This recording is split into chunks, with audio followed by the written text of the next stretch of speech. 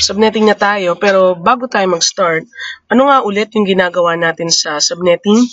Ang ginagawa natin kapag tayo ay nagsa-subnetting, actually is, ina-alter natin yung value ng subnet mask na meron tayo para mag-fit dun sa requirement. Pero ang tanong, ano yung ibig kong sabihin dyan sa requirement na yan? Take note that when subnetting, meron tayong two objectives. Okay, number one, we subnet by network requirement, or number two, we subnet by host requirement. So obviously, yung number one ay yung isang perasong classful network address ay hahatiin natin into many network addresses. Okay, kung ilan yung kailangan nila. Or, hati-hatiin mo yung isang classful na network address base sa number of IP addresses na gusto nilang pumasok sa bawat isang network address na hati. Kaya anong ibig kong sabihin doon? Parang ganito. Di ba sabi ko nga from the last video, ang IANA, siya ang nagre-regulate ng releasing ng mga IP addresses. Kailangan mo ng IP address, yung public IP address. Hingi ka sa kanila. Actually, lahat na may kinalaman sa network naming, network numbering, hawak nila. Kaya lahat yon trabaho nila. Kaya lang kasi, since napakalawak ng scope of authority ng IANA, ginawa nila, hinati nila sa dalawang sub-organizations yung authority nila. Dami. Okay? Yung number one na sub-organization nila, meron silang ICANN, and number two, yung mga RIR nila. So, pag sinabing ICANN, yan ay Internet Corporation for Assigned Names and Numbers, and yung RIR, yan yung Regional Internet Registries. Pag-usapan muna natin yung ICANN. Anong ginagawa ng ICANN na yan? Yung ICANN, sila yung in charge sa domain name registration. Okay, so kunyari, ako, gusto kong magbuo ng isang website. Okay, so mag-iisip ako ng website name. Okay, if ever na makaisip ka na, 'di ba? Una, number one, kailangan mo i-check kung existing na 'yon, 'di ba? Kung hindi pa, ayos. So magbabayad ka ng karapatan, ng right to use that domain name sa ICANN. Kasi sila nagre-regulate to make sure na yung mga website names na nire-release ay walang kaparehas. Kaya nagbabayad ka sa kanila. Hindi porke bayad ka na one time, sa'yo na forever yung website name na 'yon. So yearly may registration yun. So, trabaho yun ng ICANN na sub-organization ng IANA, number one. And number two, isa pa, ay sila din yung may trabaho sa Association of Public IP Addresses to its domain name. Kaya anong ibig ko sabihin? Kaya ganito, di ba? Naalala nyo doon sa may basic networking natin, meron tayong tinatawag na mga DNS servers, di ba? Yung mga DNS servers, sila ay mga server na nagbibigay ng IP addresses sa mga PC mo, para malaman ng computer mo kung ano mismo yung public IP address kunyari ng Facebook. Para hindi na natin siya i-memorize. Kunyari, magtatype ako ng google.com sa PC ko. Diba? So, ang gagawin ng computer ko, magsisend siya ng DNS query papunta sa isang public na DNS server, diba? Tatanong niya, anong public IP address ng google.com? Yung DNS server na yun, sasagot sa'yo. Okay? Ngayon, ang ginagawa talaga kasi, si ICANN, sila yung may hawak ng pinaka-primary na DNS, pinaka-major na DNS server sa buong mundo. Okay? Yung mga Google DNS, yung mga public DNS na nakikita ninyo, yung mga nakikita mo sa internet ng mga publicly can be used publicly na DNS servers, kinukuha lang nila yung mga data nila from ICANN. Sabi nga, yung DNS servers, yung root DNS servers ng ICANN, sila yung pinaka-most hack na server sa buong mundo. Bakit? Okay, ma-hack mo lang yung root DNS server ng ICANN, bagsak yung internet. Bakit? Kasi hindi naman bagsak, parang maliligaw tayong lahat. Kasi pwede nilang baguhin yung mga public IP addresses na naka-associate dun sa mga domain name. Kaya pwedeng type mo amazon.com, tapos sa Facebook ka makarating. Magulo yun, di ba? Type mo google.com, tapos sa OLX ka makarating. Posible yan. Kaya pwede nilang guluhin. Kaya anyway, hawak yun ng ICANN. Okay, domain name registration for any domain names na maisip mo. Parang ano lang yan, parang si Asyong Salonga lang yan. Kaya lahat ng iisipin mo na pangalan sa internet, kahit pangalan mo pa, sa ICANN yun. Okay? You need to pay for the right to use that domain name. Okay? So, yung ICANN, just make sure na yung mga domain names na released are unique. Okay? Walang kaparehas. Okay? On next, so okay tayo dyan sa ICANN. Ang pag-usapan natin ganito, yung Regional Internet Registries. Ito yung pinaka-trabaho natin. Kasi, pinaka-magiging concern natin, kasi yung RIR, sila talaga yung namimigay ng mga IP addresses. Yung ICANN sa mga internet domain names, yung RIRs, sila yung may kinalaman sa releasing ng IP addresses. Kaya lang kasi ganito ang mundo masyadong malaki. So, ibig sabihin, yung scope of authority pa rin ng RIR, masyado pa rin malawak.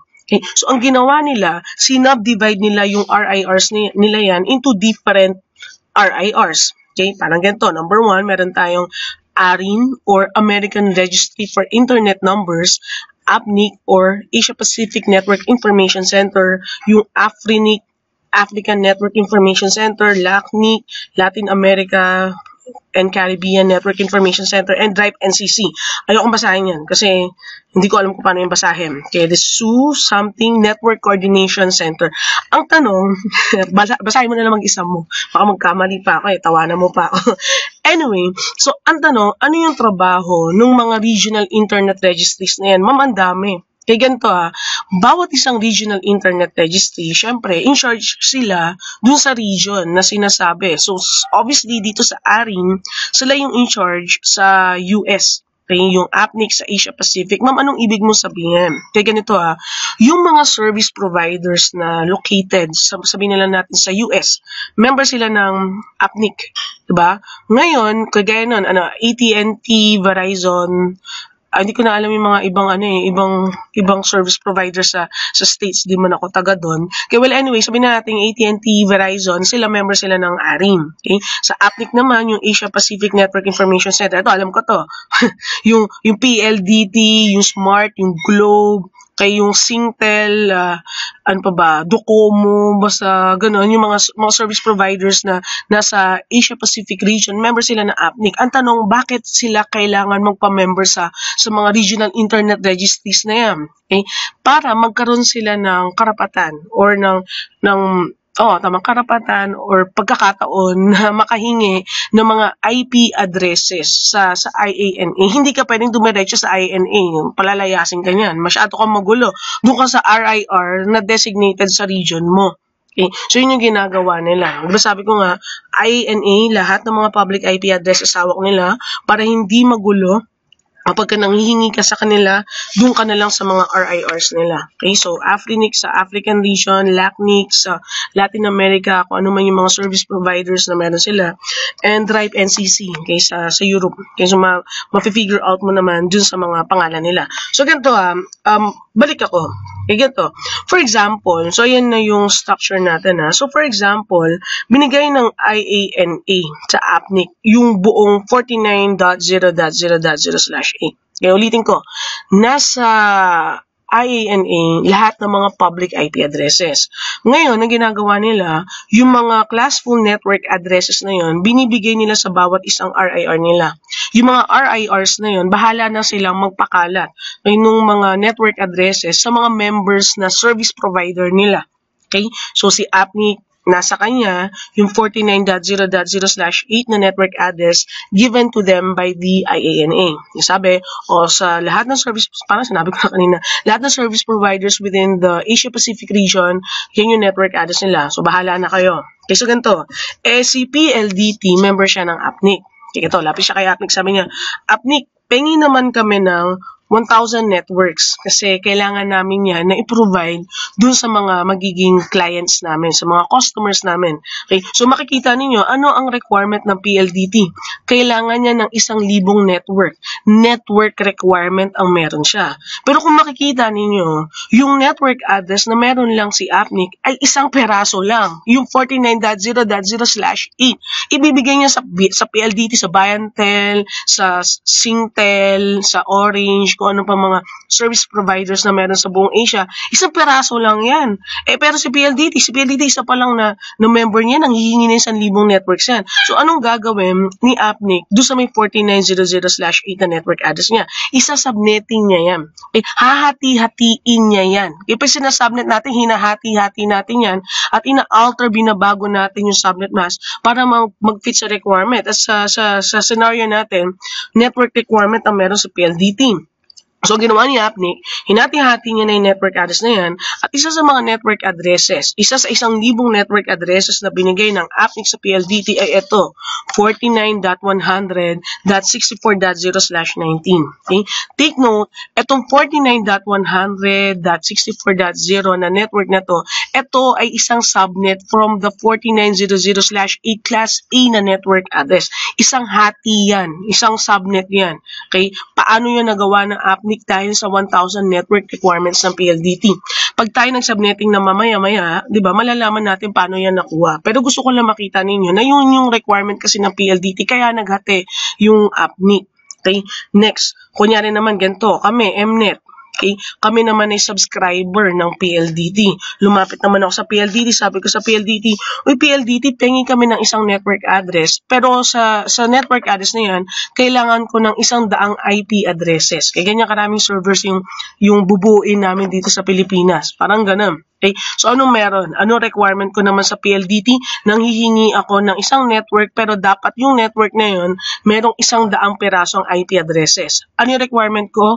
Host requirement. Okay? So, ang gagawin ni PLDT, yung isa sa mga network addresses na given sa kanila na app, kunyari ito, hahatiin niya yan ulit. Hindi niya pwedeng ibigay sa akin yung buong yan. Maraming IP addresses yan.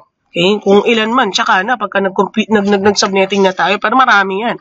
Hindi niya ibibigay yan. So, ang gagawin ng PLDT, yung isa sa mga network addresses na meron siya, ba, isa-subnetting niya ulit yan. Hahati-hatiin niya ulit yan. I-alter niya ulit yung value ng subnet mask para mag-fit naman dito sa host requirement ko. Okay? At yung network address na ibibigay sa akin ng PLDT, ito, 49.100.64.128/25. Okay, kung makikita ninyo, subnet mask naman niya, /25. Hindi na /8, hindi na /19/25. Okay, so kung mapapansin ninyo, when we are subnetting, the value of the subnet mask changes, diba? Depende dun sa hinihingi mo. Okay, so ganito. So since meron tayong mga requirements for subnetting. Teka, ang pinaka-objective natin talaga sa subnetting, review lang, is i-alter natin yung value ng subnet mask para ma-hand out natin yung network, okay, kagaya nito, or yung mga IP addresses efficiently. Okay, kung ilan lang yung kailangan, yun lang yung ibibigay. Okay, so since meron na tayong, yun nga, dalawang requirement for subnetting, network or host requirement, yung unang type of subnetting na gagawin natin. Ang tanong, ma'am, paano mo ba nakuha itong unang network na binigay sa PLDT? Okay, magsasolve na tayo, magsasubnetting na tayo. Ang una natin gagawin ay ito muna. Okay, subnetting by host requirement. Okay, subnetting by host requirement, next video.